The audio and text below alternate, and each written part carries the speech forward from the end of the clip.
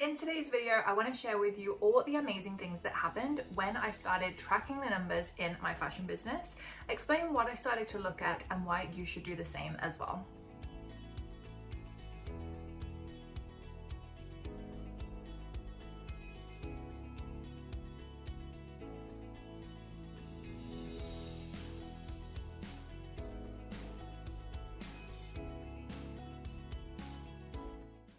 If you're new around here, hi, I'm Vicky, founder of The Fashion Business Coach, and I love helping small and startup fashion brands to launch and scale their businesses successfully. So as I said, in today's video, I want to talk about why you should be tracking data as a priority in your fashion business. And if you're rolling your eyes at me right now, I get it. I used to be the same. I love fashion, I love being creative, and tracking numbers, looking at data, working on spreadsheets was not something that I was excited about. I relate to that for sure, but here's the thing. When I started to do that, I gained a ton of confidence and was able to lose a lot of the overwhelm and procrastination that I was experiencing in my business when it came to things like deciding what move to do next in my business, what kind of promotions I should run, what I should be posting to social and all those kinds of things. The data really helped with all of that. It also helped me to increase my sales because I could identify, as I call it, the lowest hanging fruit, aka the biggest opportunity that I had to sell more of my product. And I was also able to reduce my costs because I was able to, again, look at this data, analyze it and figure out where am I spending too much, where can I save, what can I kind of reevaluate here. So fundamentally, I had this massive shift in my business in terms of the amount of profit that I was generating increased, but also for me personally, from kind of, I guess, a mindset perspective and sanity perspective, I lost a lot of that stress, that procrastination, that overwhelm that came with running the business because I could just look at this data. There's a particular process that I follow. I could look at it, decide what I was going to do, and then I knew exactly what to work on next. I wasn't thinking all the time, maybe I should try this, or what if I did this, and thinking about all these things. I was able to just get to work, get to it, and immediately know what my next move was. So if that sounds like things that you really want to have in your business as well, here's a few tips for you. The first one is to make sure that you have access to data. So this is actually really, really easy. Most website providers these days, they have the facility to be able to track data.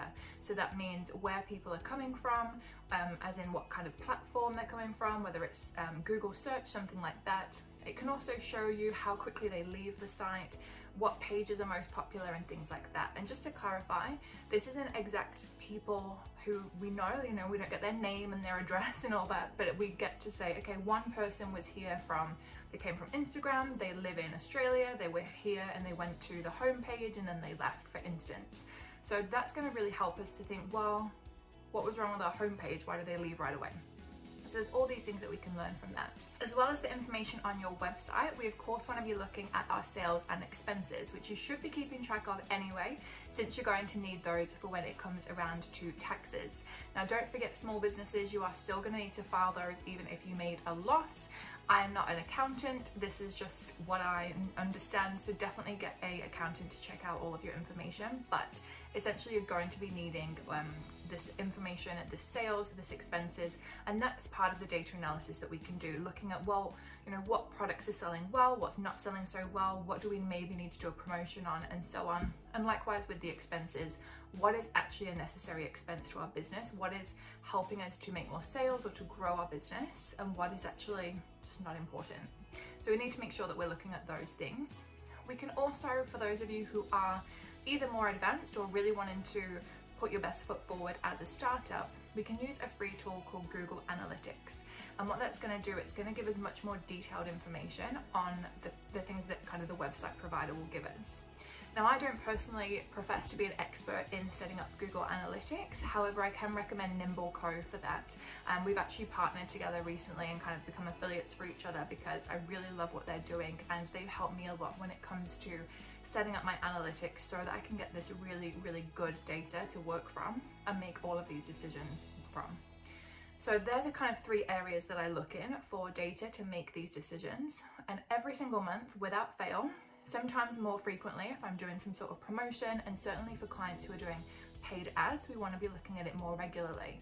But at a minimum, once a month, we want to be looking at our sales data, our website data, and all these things to make sure that we are really focusing on what's making us money right now, focus on what's growing our business, and also stop doing things that aren't working.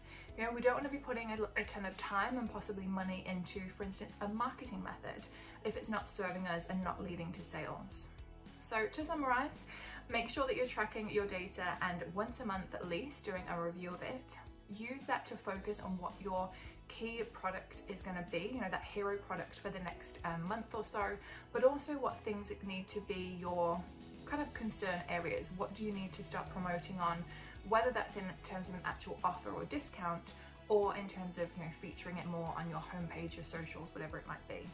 And also using it from kind of a productivity standpoint. Where can you be investing your time? Where are you seeing your time being well spent, and where isn't it working so well? So really encourage you to have a look at that data. If you are not sure as to how to process all this, one of the services that I offer is doing this business audit for you. So I'll do it the first time for you, but also set it up so that you know how to do it yourself for the future. There's a couple spots left for 2022 and a couple left for the first quarter, so January to March of 2023. So they are booking up. So if you want to learn more about that, I would love to hop on a free inquiry call with you, explain a little bit more about how it works and how it can help your business. Thank you so much for watching, everyone, and I'll see you next week. Bye.